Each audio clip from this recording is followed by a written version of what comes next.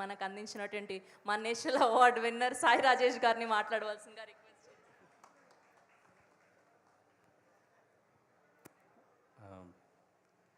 Thank you sir.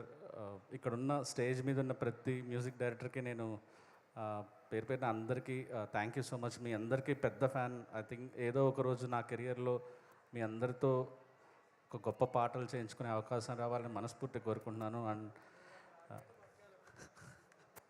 అంటే నేను direction చేసిన కానీ ప్రొడ్యూస్ చేసిన సినిమాలు కూడా అనొచ్చు.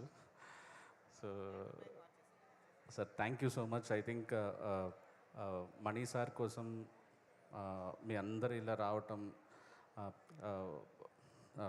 Like thank you like stage ఒక నిండుదనంగా ఉంది sir. Thank you so much sir. And ఈరోజు ఒకటి చెప్దామని క్లారిటీగా. సో నేను ఫస్ట్ టైం మణి శర్మ గారి ఇంటికి వెళ్ళినప్పుడు గేటు తెరుచుకొని లోపలికి వెళ్తే ఒక బెంచ్ కార్ ఉన్నిందనమాట. ఈ కార్ ఎప్పుడు కొనుక్కుంటాంరా మనం అనుకుని ఇట్లా లోపలికి వెళ్ళా. ఇలాంటి ఆఫీస్ ఎప్పుడు కట్టించుకోవాలరా అని లోపలికి వెళ్ళాను. ఆ తర్వాత ఆయన ఆ టకీలా కలెక్షన్ ఉందన్నమాట.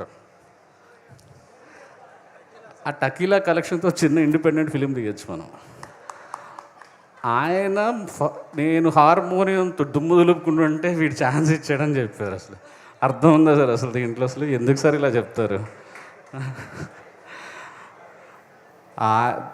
అప్పటికి ఇప్పటికీ ఆయన legendary music director, busiest music director. Sai Rajesh వెళ్ళి అడిగింది, సాయి రాజేష్ దుమ్ము దులిపాను ఆయన ఏ సెన్స్లో చెప్పారంటే మెలడీస్ అడిగాను. సినిమాలో 7 పాటలు అంటే 7 పాటలు నాకు మెలడీస్ కావాలి సార్, మేము మిస్ అయిపోతున్నాము. దాదాపు మీరు ఈ 5-10 ఏళ్లలో ఫుల్ ఫ్లెడ్జెడ్ ఒక లవ్ స్టోరీకి అన్ని పాటలు మెలడీలు ఇవ్వలేదు మీరు, నాకు మెలడీలే కావాలి, వేరే పాట వద్దు అని ఆయన రిక్వెస్ట్ చేసి చేయించుకున్న సినిమా ఇది. అంతేగాని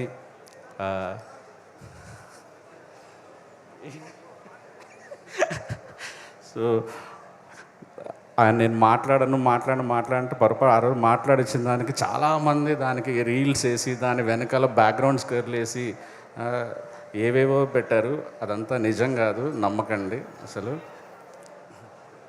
అండ్ ఈ పాట క్రెడిట్ మణి సార్తో పాటు ఇద్దరికి ఇవ్వాలి. ఒకటి అనంత్ శ్రీరామ్ అండ్ మా రవి, డైరెక్టర్ రవి. ఎందుకంటే ఈ సిచ్యువేషన్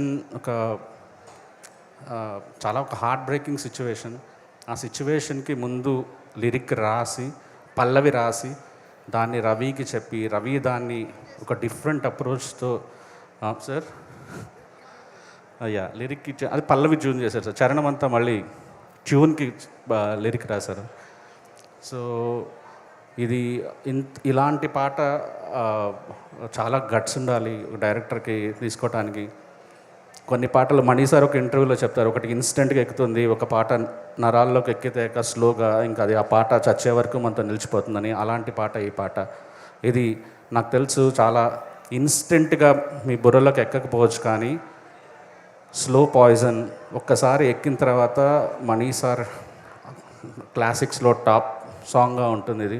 అండ్ సినిమా రిలీజ్ అయిన తర్వాత ఈ పాట మిమ్మల్ని వదలదు. ఇంటర్వెల్ ముందు వస్తుంది, ఇంటర్వెల్ తర్వాత వస్తుంది, సినిమా అంతా ఈ పాట ట్రావెల్ అవుతుంటుంది. చాలా గొప్ప పాటగా నిలిచిపోతుంది ఈ సినిమా రిలీజ్ అయిన తర్వాత. అండ్ నాకు కిరణ్ గారి పెర్ఫార్మెన్స్ ఈ సాంగ్లో నేను చూస్తున్నప్పుడు, అంటే ఫుల్ సాంగ్ నేను చూపించలేకపోయాను అసలు. అంటే ఎక్కడ ఏ సర్ప్రైజింగ్ ఎలిమెంట్స్ మిస్ అయిపోతానని చాలా కంట్రోల్ చేసుకొని ఎటువంటి పరిస్థితుల్లో కిరణ్ బోరం గారి ఆయన పెర్ఫార్మెన్స్ రేంజ్ అనేది ఇప్పుడే చూపించొద్దు, సినిమా వచ్చిన వాళ్ళందరికీ అసలు ఒక గ్రేట్ ఎక్స్పీరియన్స్ ఇవ్వాలి అని చాలా కష్టపడి కట్ చేయాల్సి వచ్చింది ఈ సాంగ్ సార్. Thank you. ఈ సినిమా యాక్సెప్ట్ చేసినందుకే కాదు, ఈ పాత్రకి ఇంత గొప్ప ప్రాణం పోసినందుకు thank you so much sir. Gowri, నువ్వు ప్రాణం పెట్టావు సినిమాకి. అండ్ చూడగలుగుతున్నాను ఈ సినిమా అంతా స్టార్టింగ్ నుంచి ఎండ్ వరకు చాలా రకాలుగా నీ చుట్టూ నడుస్తూ వెళ్తుంటుంది కదా. సో అంత మంచి పాత్రను నువ్వు చేసినందుకు చాలా చాలా థ్యాంక్స్. బయట వాళ్ళందరూ నేను తమిళ అమ్మాయిని తీసుకొచ్చాం అనుకుంటున్నారు, కానీ యా మన పద్మారావు నగర్ సికింద్రాబాద్ అమ్మాయి. తను మంచి సింగర్ కూడా. అప్పుడప్పుడు చరణం నుంచి పాట మొదలు పెడుతుంటుంది, అంటే నేను కూడా సింగర్ అని చెప్పటానికి. And thank you.